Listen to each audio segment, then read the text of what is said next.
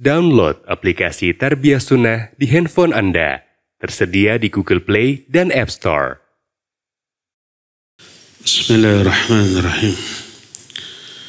Assalamualaikum warahmatullahi wabarakatuh.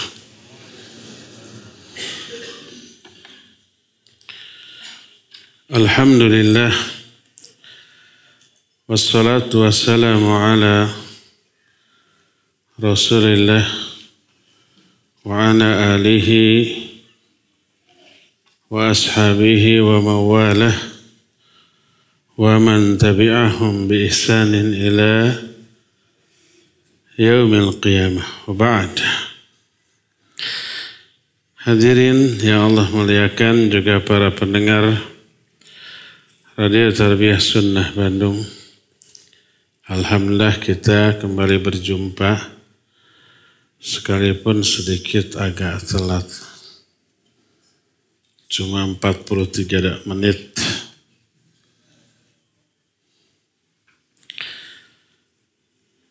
Kita lanjut kajian tentang alam kubur. Salah satu yang akan terjadi di alam kubur sudah kita terangkan. Pertama, fitnah kubur, berupa pertanyaan di alam kubur yang ditanyakan 3, man rabbuka wa ma dinuka wa man nabiyuka. Siapa Rabbmu? Jawaban yang benar, Rabbi Allah. Kalau ada yang menjawab, jawab aja Mama Fulan musyrik, Habib Fulan musyrik gitu. Demikian juga, apa agamamu? Jawabnya wa dinil Islam. Siapa nabimu? Muhammad sallallahu alaihi wasallam. Itu satu-satunya jawaban yang benar. Selain fitnah kubur, ada nikmat kubur dan ada azab kubur. Apa saja bentuk dari nikmat kubur dan azab kubur? Dalam hadis yang diterima dari Al-Barra bin Azib radhiyallahu an, para malaikat bertanya kepada hamba yang mukmin di alam kuburnya, lalu dijawab secara benar. Fa yunadi munadin fis sama. Ada suara terdengar dari langit. Dipastikan ini yang berbicara Allah. Kenapa? Isinya. Suara ini menyatakan an sadaqa abdi, bahwa hambaku telah benar. Kalau hambaku berarti itu Allah yang berbicara. Fafrishuhu minal jannah wa albisuhu minal jannah waftahu lahu baban ilal jannah. Qal fayatihi min rawhiha wa tayyibiha wa yufsahu lahu fi qabrihi mudda basarihi. Maka hamparkan bagi dia kasur dari surga, berikan pakaian kepada dia dari surga, dan bukakan bagi dia pintu menuju surga. Bertiuplah angin surga, kenyamanannya dan wanginya, lalu diluaskan di alam kuburnya sejauh mata memandang. Sekali lagi, ini alam kubur, bukan kuburan. Maka setelah itu fayatihi, wa fi riwayatin yumathalu lahu rajulun husnul wajhi wa husnul thiyab wa tayyibur rih. Fayaqul abshir billadhi yasurruk, abshir biridwani minallah wa jannatin fiha na'imu muqim. Hadha yawmuka alladhi kunta tu'addah. Fayaqulu lah wa anta Fabashsharakallahu bi khairin man anta fawajhuka al-wajhu alladhi yaji'u bil khair fayaqul ana amaluka salih fawallahi ma alimtuka illa kunta sari'an fi ta'atillah bati'an fi ma'siyatillah fajazakallahu khairan. Thumma yuftahu lahu babun minal jannah wa babun minan nar fayuqal hadha manziluka in asaita Allah abdalaka Allahu bihi hadha. Fa idza ra'a ma fil jannah qala rabbi ajil qiyamas sa'a kayma arji'a ila ahli wa mali fayuqal uskun. Setelah dibukakan pintu surga, maka datanglah seseorang yang wajahnya bagus, pakaiannya bagus, aroma dari tubuhnya wangi. Orang itu berkata, bergembiralah engkau dengan apa-apa yang membuatmu bahagia. Bergembiralah engkau dengan keridhaan dari Allah dan surga yang di dalamnya ada kenikmatan yang abadi. Inilah hari yang dahulu telah dijanjikan untukmu. Jadi orang ini datang ke alam kuburnya, tapi sikapnya menyenangkan. Penampakan penampilannya juga menyenangkan. Lalu dijawab, demikian juga engkau. Semoga Allah memberikan kabar gembira bagimu dengan kebaikan. Engkau ini siapa?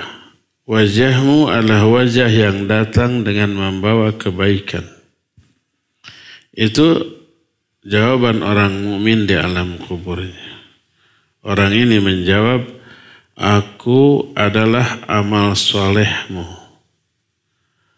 Jadi amal soleh kita di dunia, di alam kubur nanti menjelma menjadi orang. Kalau amal kita baik dan soleh, orangnya juga menyenangkan, baik. Demi Allah, aku tidak mengenalmu. Ini kata orang tadi, kata orang yang datang di alam kubur. Aku tidak mengenalmu waktu di dunia, kecuali yang aku tahu engkau ini orang yang paling segera dalam melakukan ketaatan dan berleha-leha lambat dalam melakukan kemaksiatan. Diajak maksiat, dia banyak pertimbangan. Tapi kepada kebaikan segera. Maka Allah membalasmu pada hari ini dengan kebaikan. Lalu dibukakan pintu menuju surga dan diperlihatkan rumah dia di surga.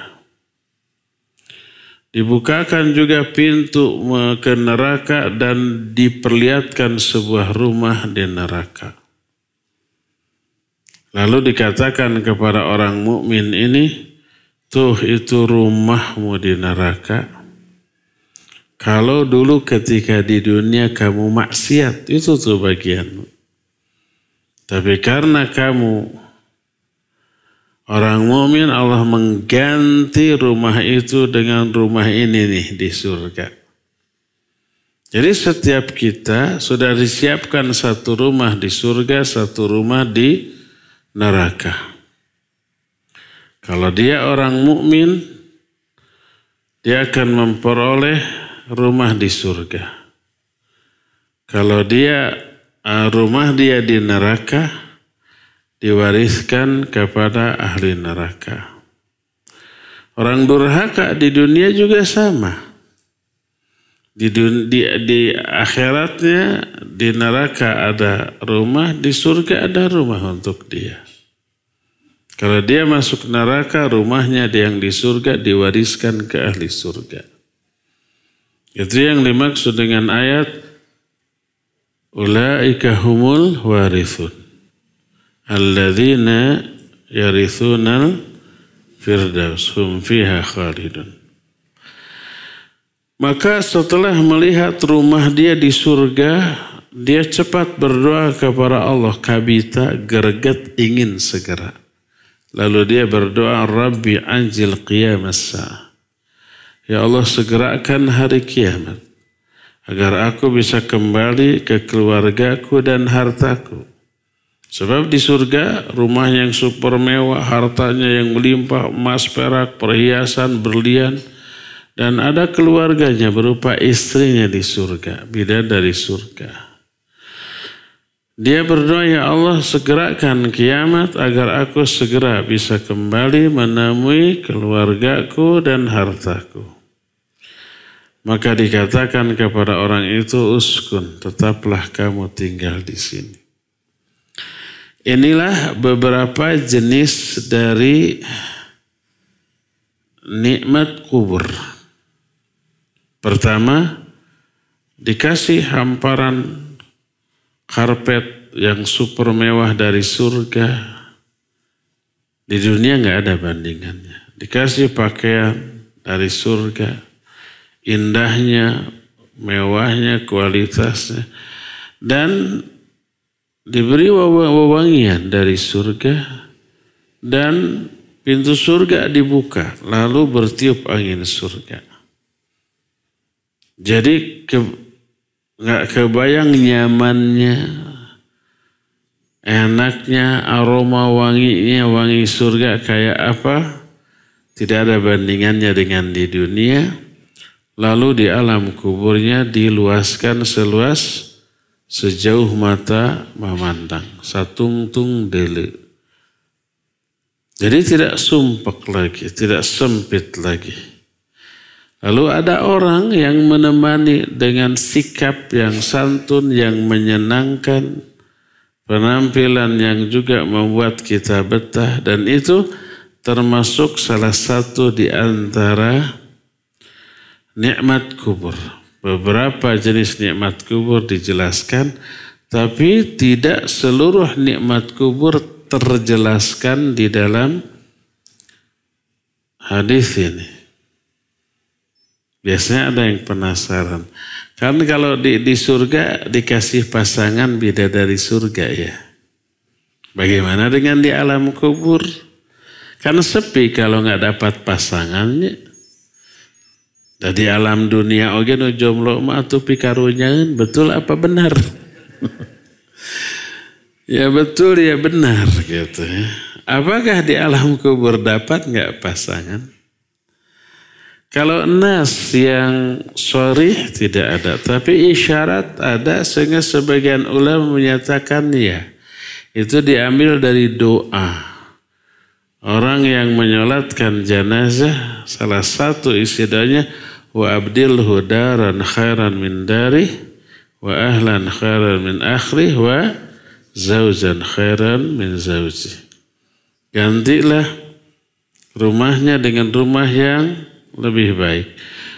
Rumahnya di dunia kayak istana, tapi dia soleh. Ganti dengan yang lebih baik. Keluarganya dan juga pasangannya. Ya. Nah, Nabi SAW selain menjelaskan nasib orang mukmin yang memperoleh nikmat kubur, selanjutnya menjelaskan nasib orang kafir atau fajir. Setelah ditanya man rabbuka, dia jawabnya mama fulan atau habib fulan. Musyrik tuh. Siapa Rabbmu, Tuhanmu, sesembahanmu? Mama fulan atau digenyer marahnya. Apa agamamu? Mama fulan. Siapa nabimu? Mama fulan. Kafir itu kalau jawabannya begitu. Maka ada suara dari langit, angkadzaba amdi. Hambaku ini telah berdusta. Makna dusta adalah berbicara bima yukhaliful waqi'. Dengan isi pembicaraan yang tidak sesuai dengan realita, dengan kenyataan. Termasuk jawaban yang salah, siapa Rabbmu? Rabb yang sebenarnya kan Allahnya. Dijawab, Rabb saya Mama Fulan. Dusta enggak? Dusta karena tidak sesuai dengan kenyataan. Apa agamamu? Siapa nabimu? Dijawab orang lain. Dusta. Makanya Allah menyatakan kadzaba 'abdi, hambaku ini berdusta. Apa akibatnya? Fafrishu lahu minan nar waftahu lahu baban walbisuhu minan nar waftahu lahu baban ilan nar. Maka hamparan karpet dari api neraka. Kasih pakaian dari api neraka. Bukakan pintu ke arah neraka. Fayatihi min harriha wa sumumiha. Maka bertiup angin neraka. Ya panasnya nggak ketulungan, ngahayab begitu. Jangankan begitulah. Kita umpamanya ke terminal. Terus berjalan di sela-sela bus. Kan bus ada puluhan atau ratusan parkir di terminalnya. Semuanya dihurungkan. Knalpotna kalau kita berjalan di sela-sela bus kumaha cing. Sudah kebayang ya panas dari asap knalpot ya mulek. Kuhasepna ya baunya yang menyengat. Ditambah hangsir. Kan biasa di sela-sela itu banyak yang kencingnya. Dan seterusnya. Itu baru di Bandung yang udaranya adem. Coba antum yang pernah haji. Semoga yang ada hadir di sini suatu saat Allah panggil ke haji. Itu ketika umpamanya di Arafah. Maghrib. Mau beranjak menuju Muzdalifah tanggal 9 Dzulhijjah atau malam tanggal 10 itu menuju bus kita itu sambil berjalan dulu di sela-sela bus-bus yang ribuan dan semua bus itu diapakan? Dihurungkan mesin untuk memberikan kenyamanan bagi penumpang yang sudah ada di bus ber-AC kan.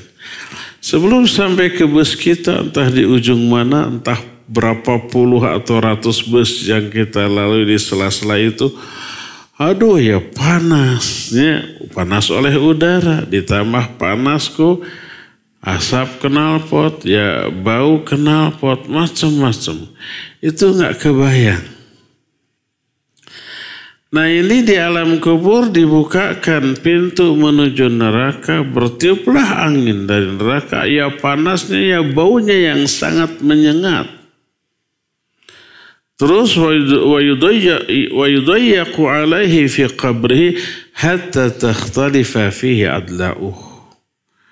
Lalu dihimpit tubuhnya sampai remuk tulang belulangnya. Bahkan di dalam riwayat lain ketika orang tersebut salah dalam menjawab, malaikat yang bertanya itu membawa palu yang sangat besar. Nah apabila palu itu ditimpakan, dipukulkan kepada sebuah gunung, gunungnya jangan dibayangkan gunung di sini. Isinya tanah, pasir. Di sana semua gunung itu gunung batu, cadas yang keras. Kalau si palu tersebut dipukulkan kepada sebuah gunung, palunya pasti besar. Yang memukulnya para malaikat yang kuat. Dipukulkan kepada gunung, niscaya gunung itu akan rata jadi tanah. Ini dipukulkan ke orang, pejet. Kemudian utuh seperti sedia kala. Belum himpitan yang membuat remuk seluruh tulang belulangnya, kemudian utuh kembali. Ini dipukul lagi dengan palu. Pejet, utuh lagi. Kemudian wa ya'tihi wa fi riwayah wa yubathalu lahu rajulun qabihul wajh, qabihul thiyabah. muntinur rih. Datang orang yang sangat buruk rupanya, buruk juga pakaiannya, bau sekali badannya. Lalu sikapnya pika sebelin, rese dan kasar sambil berkata, absyir billadzi yasu'uk hadza yaumuka alladzi kunta tu'ad. Ini satir, berbahagialah engkau dengan apa-apa yang akan membuatmu menderita, membuatmu sengsara. Inilah hari yang dijanjikan untukmu. Itu perkataan orang yang buruk tadi kepada orang ahli kubur yang durhaka tadi. Ahli kubur itu balik menjawab, wa anta fabasyarukallahu bisyarr. Kamu juga semoga kamu memperoleh nasib yang buruk. Man anta fawajhuka alwajhu alladhi yaji'u bisyarr. Kamu ini siapa? Wajahmu itu wajah yang datang dengan membawa keburukan. Ekspresinya itu pika sebelun. Maka orang itu menjawab, ana amalukal khabith.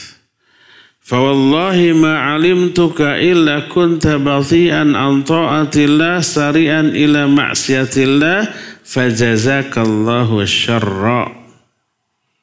Aku ini amalmu ketika di dunia, amal burukmu. Ketika di dunia kamu beramal buruk, menjelma menjadi sosok manusia yang buruk juga. Aku tidak mengenalmu ketika di dunia. Kecuali yang aku tahu kamu ini orang yang lenglek, talangke, hararese dalam melakukan ketaatan. Tapi sangat bersegera di dalam melakukan kemaksiatan. Diajak maksiat mah tidak harus 2-3 kali. Karek pok sakecap, hayu lah gitu. Tapi diajak kebaikan, diajak sholat ke masjid, diajak ngaji, diajak melakukan amal soleh. Kaleken pisan. Nah, maka Allah Azza wa Jalla membalasmu dengan keburukan pada hari ini. Thumma disebutkan yaqidullahu lahu a'ma asam abkam fi yadihi mirzabah law duriba lahu jabalun kana turaba fayadribuhu hatta yasira biha turaba thumma yu'iduhu kama kana fayadribuhu darbatan ukhra fayasihu sayhatan yasma'uhu kullu syai'in illa thaqalain.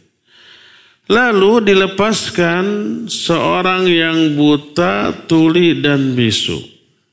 Ada orang lain lagi, buta, tuli, bisu. Di tangan orang ini tergenggam palu godam yang besar. Seandainya palu ini dipukulkan kepada sebuah gunung, niscaya gunung itu rata jadi tanah. Lalu orang itu memukulkan palunya ke ahli kubur yang durhaka tadi sampai rata dan jadi tanah. Lalu dikembalikan seperti semula. Kemudian dipukul lagi. Orang itu menjerit di alam kubur. Jeritannya itu terdengar oleh semua makhluk kecuali 2 makhluk, yaitu jin dan manusia. Jadi binatang-binatang mendengar jeritan di alam kubur. Kecuali kita, manusia dan jin. Nabi SAW pernah berdoa, ya, seandainya aku tidak khawatir kalian tidak mau menguburkan mayat-mayat kalian, aku akan berdoa kepada Allah agar Allah membuat kalian mendengar jeritan alam kubur seperti yang aku dengar. Untung saja Nabi SAW tidak berdoa. Kalau berdoa kita gak akan bisa tidur, stres terus. Setiap saat kita akan mendengar jeritan di alam kubur. Thumma yuftahu lahu babun minan nar fayumahadu min furushin nar fayaqul rabbi la tuqimis sa'ah. Lalu dibukakan pintu menuju neraka, lalu diperlihatkan rumah tempat tinggal dia di neraka nanti, mengerikan. Akhirnya orang itu berdoa, ya Allah jangan jadikan kiamat. Karena begitu kiamat terjadi, dia akan menempati tempat tinggal di dalam neraka yang dahsyatnya luar biasa. Jadi hadis ini menjelaskan tentang beberapa jenis azab kubur. Tidak semua azab kubur diterangkan dalam hadis ini. Hanya ini azab standar setiap orang yang durhaka. Berupa apa tadi? Berupa diberikan hamparan tempat duduk dari api neraka. Pakaian juga dari api neraka. Kemudian bertiupnya angin dari neraka ke alam kuburnya. Kemudian ditemani oleh orang yang pikas sebelum tadi, ya, yang kasar, yang bau, yang penampakannya juga menakutkan. Karena itu jelmaan dari amal yang buruk yang pernah dia lakukan ketika di alam dunia. Ada pukulan. Pukulan apa? Pukulan palu besar tadi. Ada juga himpitan di alam kubur yang membuat remuk tulang belulangnya. Dan juga setiap saat diperlihatkan tempat tinggal dia di dalam neraka. Dan itu sudah cukup atau lebih dari mengerikan. Padahal itu belum seluruh jenis azab kubur diberikan kepada dia. Nanti ada beberapa jenis azab kubur yang akan Allah timpakan lagi kepada dia, sebagaimana diterangkan lagi di dalam hadis-hadis lain yang nanti kita akan bahas. Itu hadis dari Al-Bara' bin Azib radhiyallahu anhuma. Dalam hadis yang diterima dari Anas bin Malik radhiyallahu anhu, bahwa seorang hamba mukmin ketika sudah menjawab dengan jawaban yang benar di alam kuburnya, maka dikatakan kepadanya, unzur ila maq'adika minan nar, abdalakallahu bihi maq'adan minal jannah. Setelah orang mukmin itu menjawab pertanyaan dengan benar, jawaban yang benar, man rabbuka, apa jawabnya? Rabbi Allah. Wa ma dinuka, apa jawabannya? Dinil Islam. Wa man nabiyuka, apa jawabnya? Nabi Muhammadun sallallahu alaihi wasallam. Setelah benar semua, nggak ada yang benar separuh. Umpamanya pas man rabbuka dijawab Rabbi Allah, pas madinuka terus jawabannya salah, nggak ada. Satu benar pasti semuanya benar. Karena itu berkaitan erat, tak bisa dipisah-pisahkan. Dikatakan kepada orang itu, lihat tuh tempat tinggalmu di dalam neraka. Ini kepada orang mukmin. Allah ganti tempat tinggalmu itu dengan tempat tinggal di surga.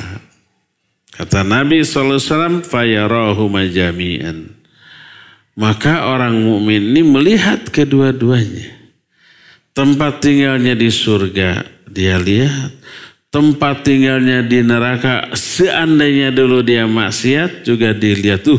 Alhamdulillah, untung saya nggak maksiat. Kalau maksiat, jadi itu tuh tempatnya. Alhamdulillah waktu di dunia saya taat, sehingga tempat yang saya tempati di surga. Bersyukur tuh.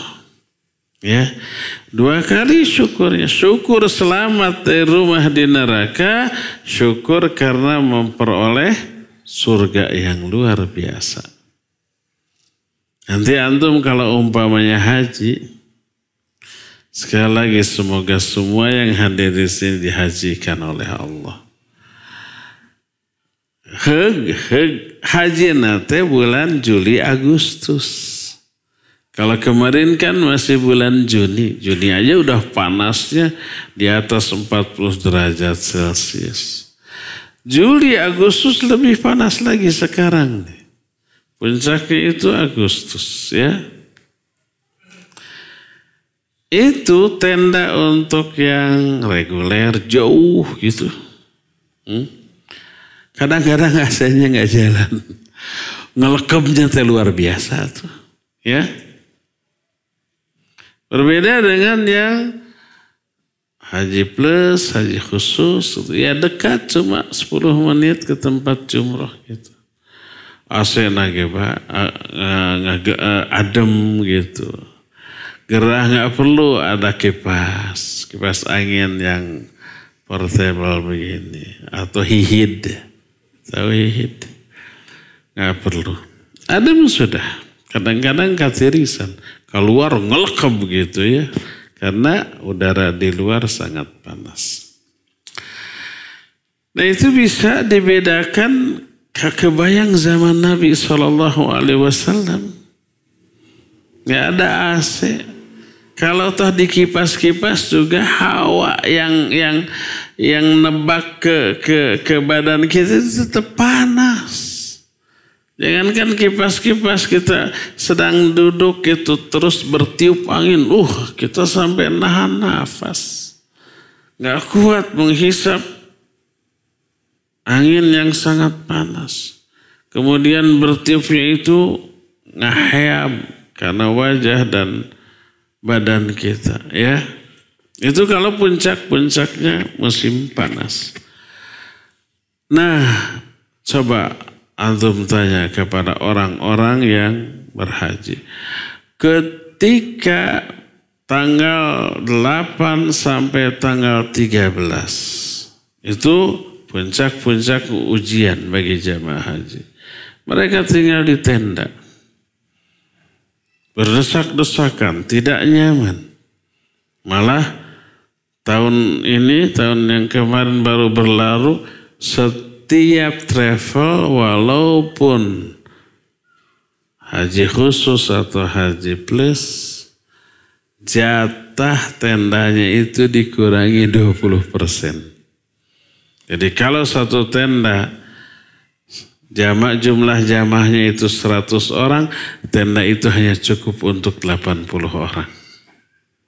Kebayang tuh. Jadi tidur juga tidak bisa ngagoler, duduk gitu tah, patunjang-tunjang. Itu sampai tanggal 13. Kebayang ngantri di WC, kebayang ngantri ketika makan, dan seterusnya, tidak nyaman. Dan tanggal 8 sampai tanggal 13, 6 hari. Mengalami penderitaan, tapi di sini ujiannya. Ya di Mina, ya di Arafah, ya di Muzdalifah. Di Muzdalifah nggak ada tenda, tapi beratapkan langit, beralaskan tanah. Hawa panas, dan seterusnya.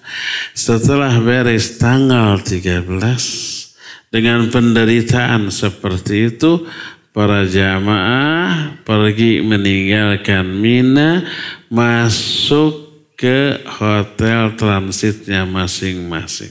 Ada yang bintang 3, bintang 4, bintang 5. Dari berdesak-desakan, dari penderitaan, dari panas masuk ke hotel yang seger, mewah, di kasur, air ngagolontor, makanan tersedia secara melimpah. Dari menderita ke kenikmatan seperti itu. Kebayang nggak? Senangnya, bahagianya, gembiranya, nyamannya.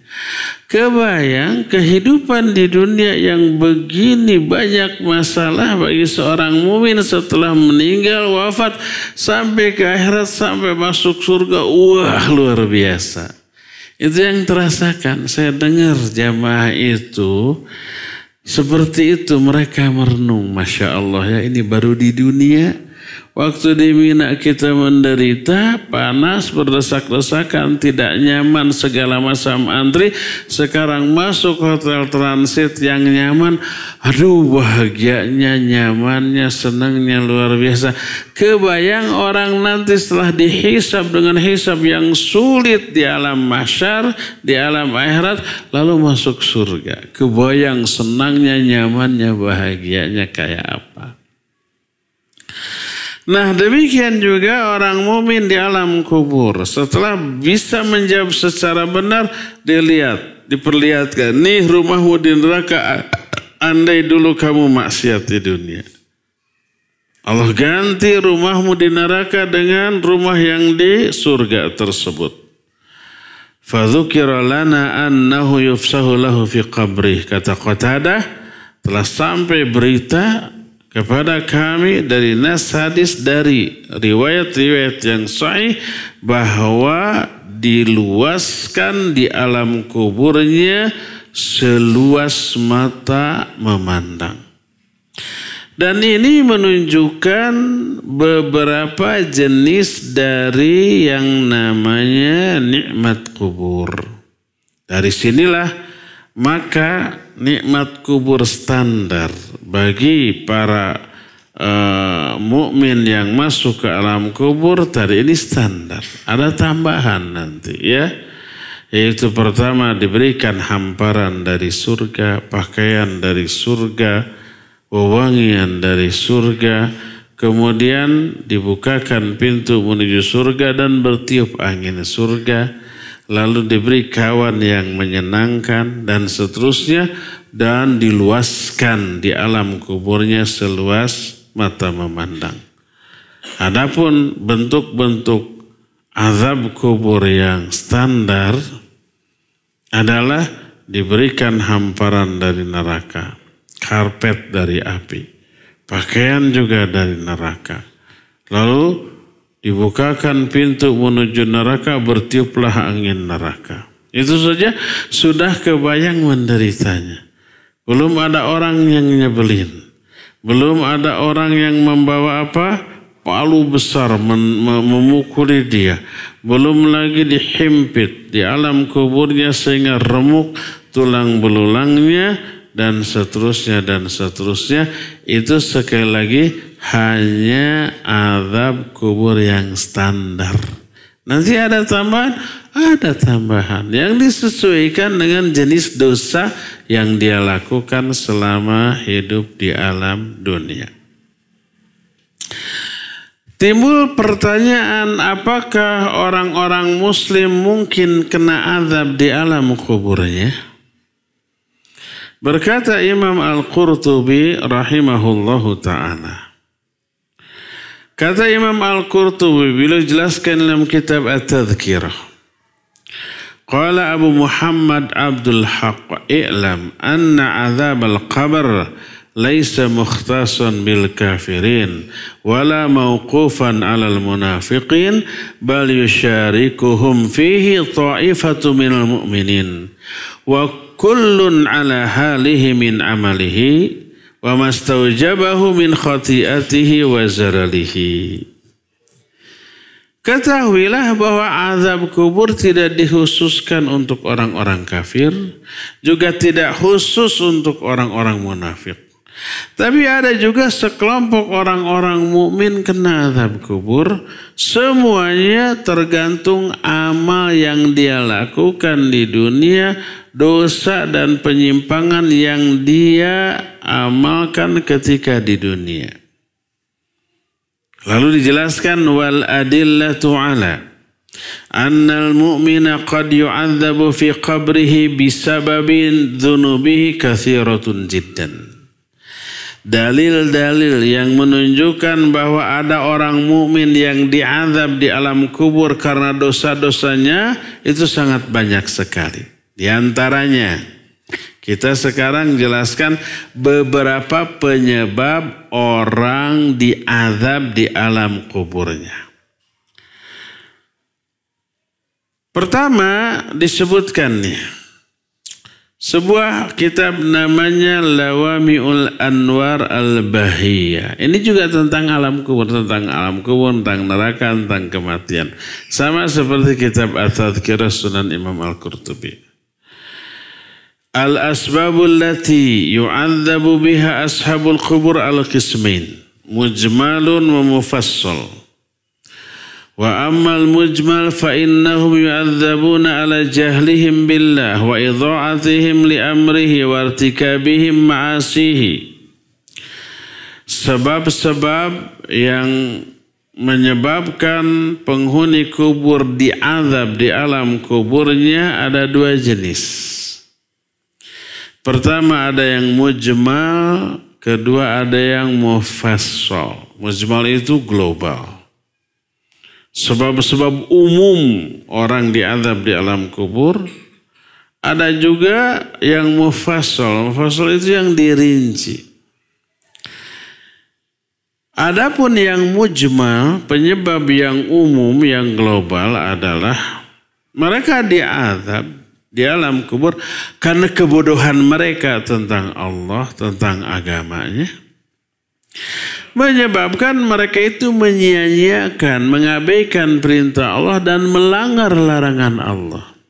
Rata-rata pelaku maksiat orang yang gak mau belajar agama, gak paham tentang agama, sehingga tidak termotivasi untuk ibadah dan beramal, dan juga tidak melindungi dirinya, menahan dirinya dari larangan.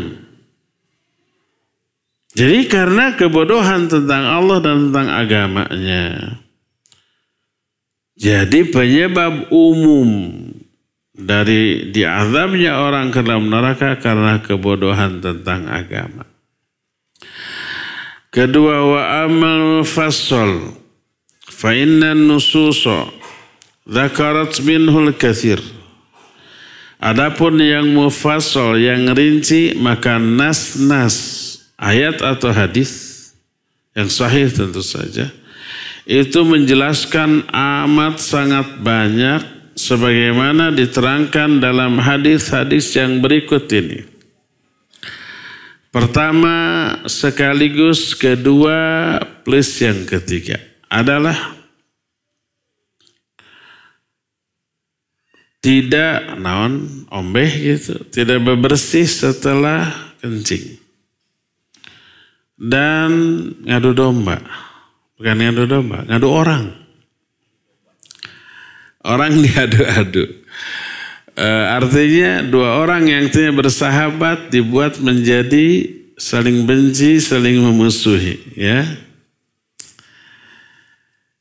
Jadi itu dua penyebab orang yang diazab di alam kuburnya. Sebagaimana riwayat Sahih Bukhari dan Muslim dari Ibnu Abbas radhiyallahu anhuma. Kata Ibnu Abbas, marra Nabi sallallahu alaihi wasallam ala qabrain. Faqala innahuma la yu'adzaban wa ma yu'adzabani fi kabirin. Tsumma qala bala. Amma ahaduhuma fakana yas'a bin namimah wa amal akhar fakana la yastatiru min bawlihi. Tsumma qala thumma akhadha 'udan rataban fakassarahu bi ithnatain. ثم غرز كل واحد منهما على قبري ثم قال لعله يخفف عنهما ما لم ييبس. Kata Ibnu Abbas, suatu saat Nabi SAW melewati dua kuburan. Diceritakan lagi dalam riwayat lain, kuda yang beliau tunggangi itu merontak. Sampai Nabi SAW hampir terlempar. Ternyata didapati di sana ada dua kuburan. Mungkin si kuda itu kenapa bertindak seperti itu? Karena mendengar jeritan azab kubur. Kita enggak mendengar. Siapa yang tahu? Kuburan siapa ini? Oh, ini kuburan orang yang mati di masa jahiliyah, orang musyrik. Berkata Nabi SAW, kedua penghuni kubur ini sedang diazab. Mereka tidak diazab karena melakukan dosa yang mereka anggap besar. Dianggap remeh, kecil. Bala, kata Nabi, padahal ya karena dosa besar. Adapun yang pertama, orang yang suka namimah, suka ngadu domba. Yang kedua, orang yang tidak bersuci setelah kencing. Tadi itu orang yang kencing di terminal, padahal di terminal ada WC, ada dengan mayarnya 2.000. Pertama mungkin haroream ngalengkah, yang kedua apa? Bayar. Akhirnya dinaban wecer gitu. Cukup digibrik-gibrik sudah. Ada yang berpengalaman di sini begitu? Ayah, itu penyebab diazabnya orang itu di alam kubur. Jadi dua kuburan itu diazab karena dua dosa tadi. Namimah dan tidak bersuci setelah kencing. Lalu Nabi SAW mengambil sebatang ranting yang masih basah, lalu dipatahkan jadi dua, lalu dua-duanya ditancapkan ke dua kuburan tersebut, lalu berkata semoga ini akan meringankan azabnya selama kedua ranting ini masih basah. Dan itu pertama kekhususan bagi Nabi SAW. Maka nggak ada sahabat lain yang setelah itu nurutan setiap kuburan ditancapkan. Kedua, tidak bisa diganti dengan selain ranting. Maka orang banyak menabur bunga dengan dalil ini ya. Disiram air, ngarah adem gitu cenah. Pertama ini kekhususan bagi Nabi SAW. Kedua ranting, bukan air. Bukan bunga lagi. Kalau tabur bunga mah tasyabuh dengan orang-orang kafir. Orang kafir itu tabur bunga. Diturutan atas nama agama. Dan dianggap bagian dari pengamalan agama. Keliru ya. Ini hadis yang pertama yang menjelaskan salah satu atau salah dua dari penyebab azab kubur. Salah dua. Nggak ada istilah itu. Dua di antara sekian banyak penyebab azab kubur adalah ngadu domba dan tidak kencing. Tidak kencing. Tidak bersuci setelah kencing. Cuma diapakan tadi? Dalam hadis disuntik nyeri itu. Diriwayatkan oleh Imam An-Nasai dari Aisyah radhiyallahu anha. Berkata Aisyah, dakhalat alayya imra'atun minal yahud. Faqalat inna azab al-qabr minal baul. Faqultu kadhabti. Faqalat bala. Inna lanaqridu minhu al-jalad was-thawb. Fakharaja Rasul sallallahu alaihi wasallam ila shalah wa qad irtafa'at aswatuna. Faqal ma hadha? Fa akhbartuhu bima qalat. Faqal sadaqat. Qalat fama shalla ba'du yawma idzin illa qala dubura kulli shalah rabba Jibril wa Mikail wa Israfil a'idzni min harrin nar wa adzabil qabr. Kata Aisyah, suatu hari masuklah wanita Yahudi menemui aku. Terus wanita Yahudi ini berkata, sesungguhnya azab kubur itu karena kencing. Karena air kencing. Kata Aisyah, bohong kamu. Kata wanita, benar. Makanya kami orang Yahudi suka menggunting kulit atau pakaian yang terkena air kencing. Tidak dicuci, digunting, dipicin, dipotong. Maka Rasul SAW keluar dan saat itu suara kami meninggi. Dapat torong-torong antara Aisyah dengan si Yahudi tadi. Kata Nabi SAW, ada apa ini? Gitu. Lalu aku kabarkan kepada Nabi SAW tentang omongan wanita Yahudi ini. Apa kata Nabi SAW? Benarlah wanita Yahudi ini.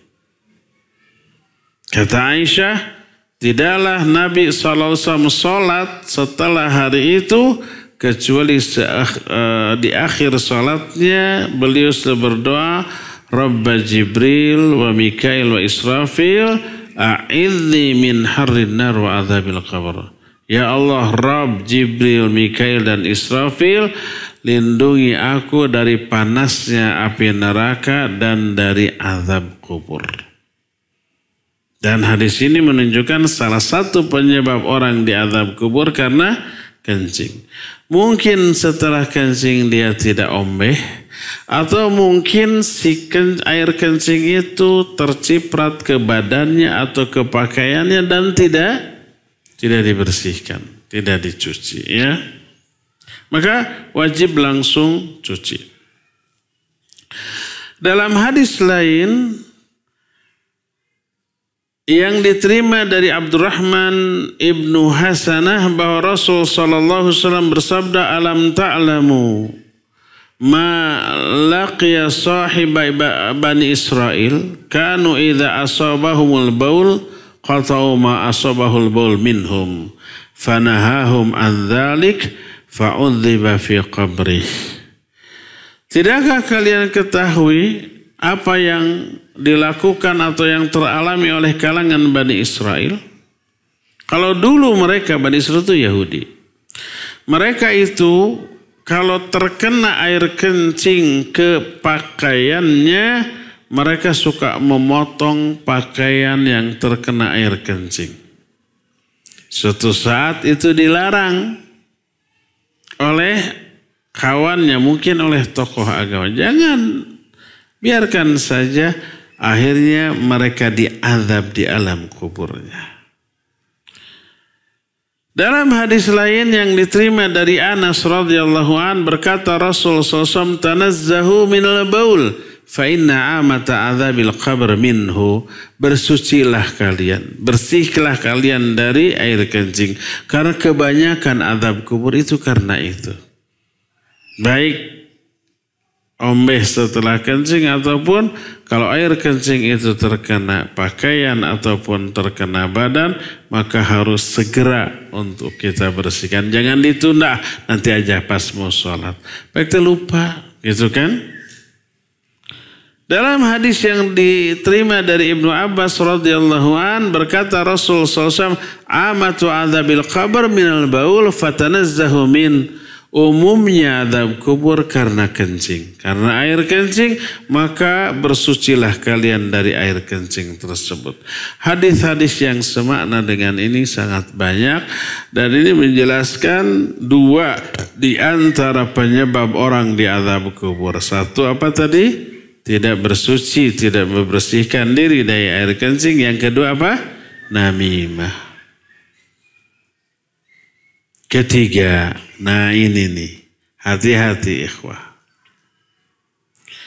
Apa poin ketiga? Nanti di pertemuan yang akan datang kita bahas. Sekarang mah sudah lewat waktunya, bahkan untuk tanya jawab juga sudah habis tuh. Cukup sampai di sini. Tapi karena tadi antum telat ke sini datangnya 43 menit, saya kasih bonus untuk tanya jawab ya, 1-2 pertanyaan. Sudah, jangan ada lagi yang bertanya.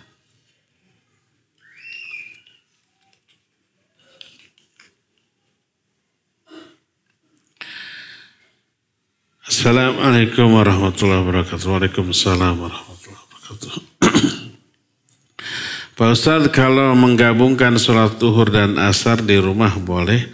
Tergantung alasannya. Ya, kalau ada alasan yang menyebabkan dia mau tidak mau, secara teknis harus menjamak, boleh saja. Contohnya umpamanya ada uzur syar'i seperti hujan. Hujan pas zuhur, hujan. Boleh dijamak dengan asar. Ya. Nah sekarang kalau secara teknis umpamanya seorang dokter mau operasi. Jam 1 operasi. Di kemungkinan operasi ini sampai maghrib begitu. Asar nggak bisa sholat dulu kalau lagi operasi, azan asar ditinggal dulu, mati ini pasien. Boleh ya dijamak dengan asar, tapi tidak boleh diqasor.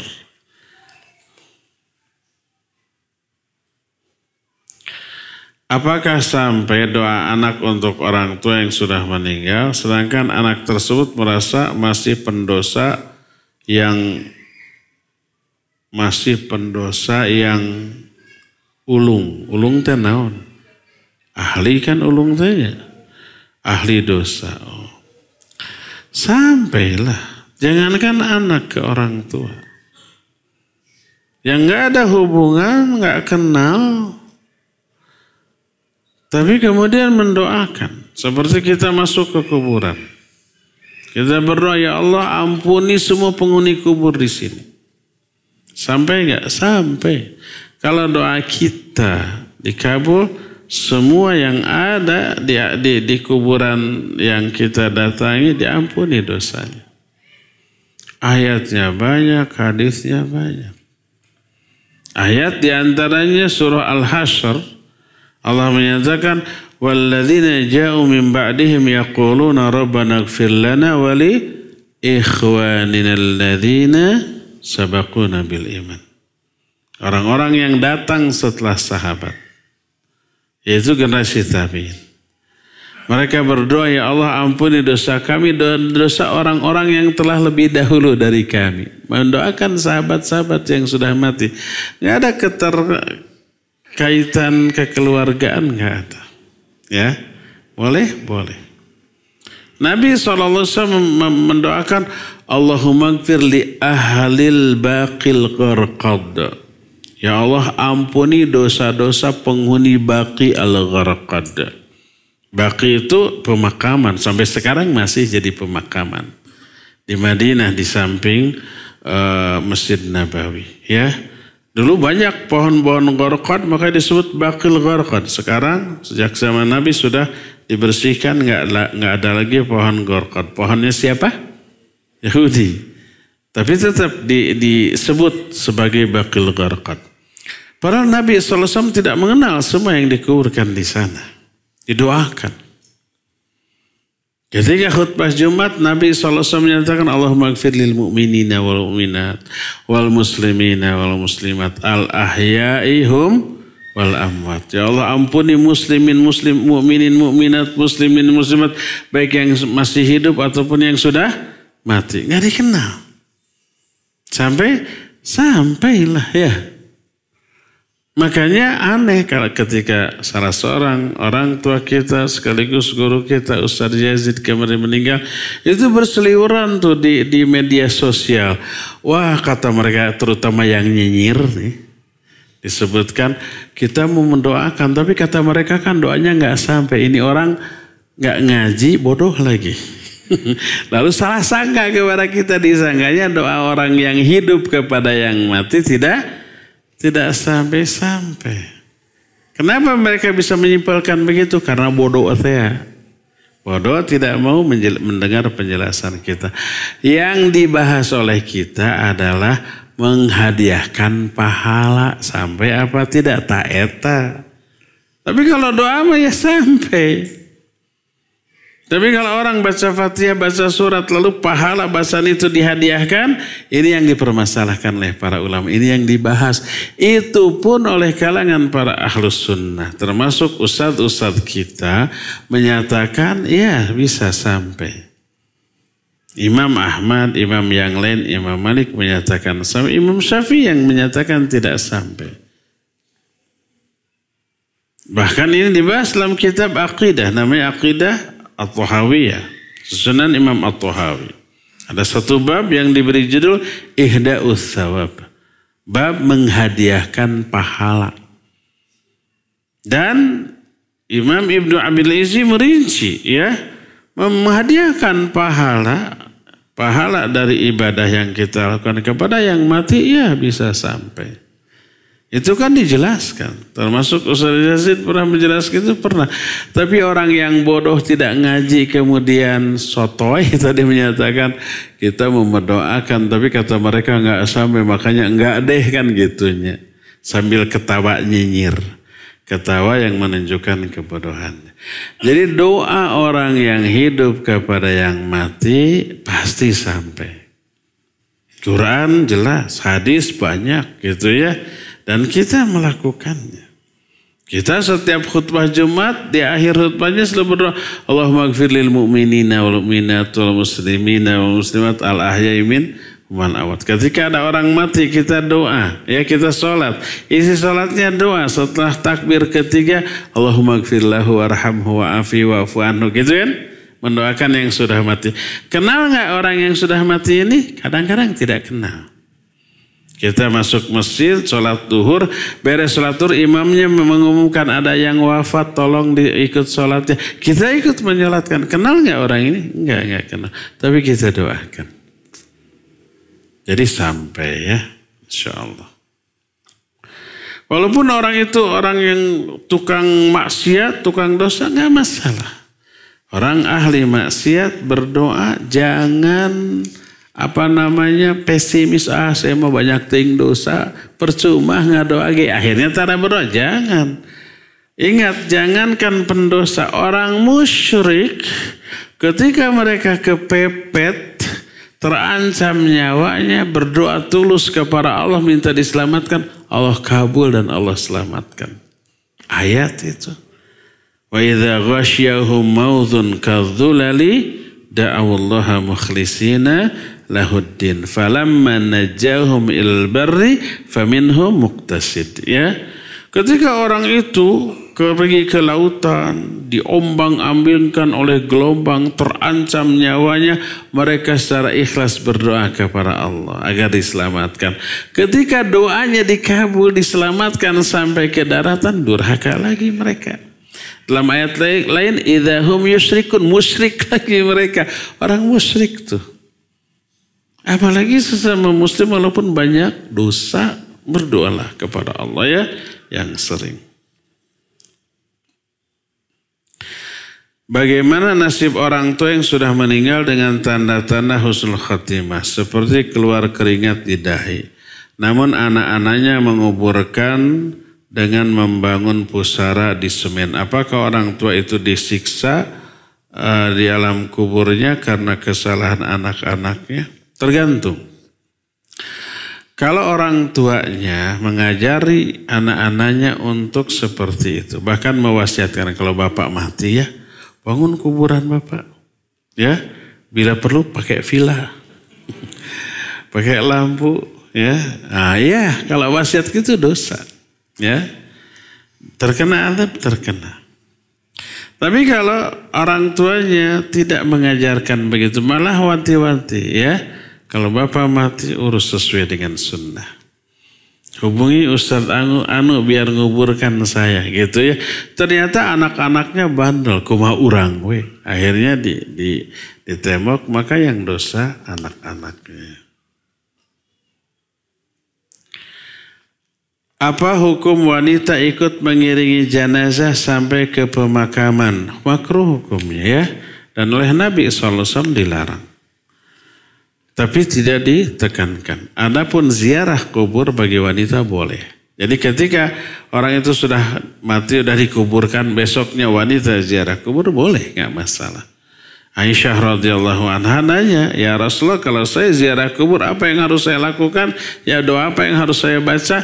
Nah, baca olehmu begini-begini. Assalamualaikum ya ahla diyar minal mu'minin wal muslimin wa inna insyaallah bikumul lahiqun. Diajari, menunjukkan boleh.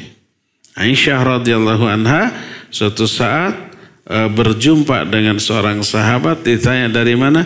Saya sudah ziarah ke kuburan saudara saya ya, adiknya atau kakaknya, masih putra Abu Bakar. Jadi ziarah kubur bagi wanita boleh, tapi jangan terlalu sering. Hadis yang menyatakan la'anallahu zawwaratil kubur, semoga Allah melaknat zawwarat, maknanya wanita yang terlalu sering ziarah kubur. Karena terus sering dikhawatirkan meratap atau bahkan dia meratap ya. Maka tidak boleh terlalu sering. Sekali-sekali boleh sebagaimana disyaratkan oleh Nabi SAW, dilakukan oleh Aisyah radhiyallahu anha. Adapun mengikuti jenazah ke pemakaman bagi wanita dilarang oleh Nabi SAW walaupun tidak ditekankan. Maka dihukumi makruh oleh para ulama ya. Cukup ya sampai di sini saja. Insyaallah kita akan lanjut di pertemuan yang akan datang, entah kapan dan entah di mana. Wa sallallahu ala nabiyina Muhammadin wa ala alihi wa ashabihi wasallam. Wassalamualaikum warahmatullahi wabarakatuh.